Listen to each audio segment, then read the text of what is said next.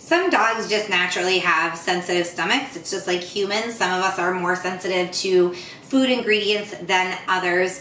Whether your dog has a sensitive stomach naturally and it's kind of an all the time thing that you have to deal with, or maybe he's dealing with an illness, recovering from an illness and his tummy's a little bit sensitive, you can try this recipe. It's made with limited ingredients, and it's a beef stew, so it's a nice soft food with a lot of kind of a gravy. You know, once it all cooks together, there's a nice gravy there, so it provides hydration. It's pretty appealing to dogs who maybe don't want to eat, and it's nice and soft, so it's easy on the digestive tract. This is not only a sensitive stomach recipe, it is also a slow cooker recipe. This is my favorite way to make dog food. It is the easiest way, and it makes a really simple prep process. You really don't have to do anything. You don't have to cook anything in advance or anything like that. It's just really, really simple.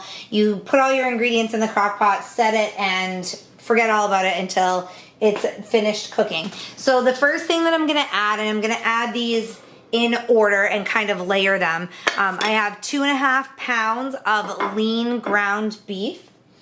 I have a 15-ounce can of dark red kidney beans. It's hard to see because of the light, there's a glare. But I have drained these, rinsed them and drained them, and I'm gonna add those in there. I have a 1.5 cups, of brown rice. I have 1.5 cups each of diced carrots and diced squash. I use zucchini. You can use any type of squash. I use zucchini because it's cheapest right now where I live, but feel free to use any type of squash that you want. Pumpkin, acorn squash, a winter squash, those would all be good choices.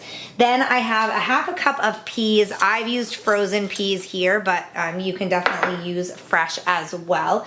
And then I am going to cover all of it with 4 cups of water. Put the lid on my crock pot. I'm gonna let this cook on low for about 6 hours.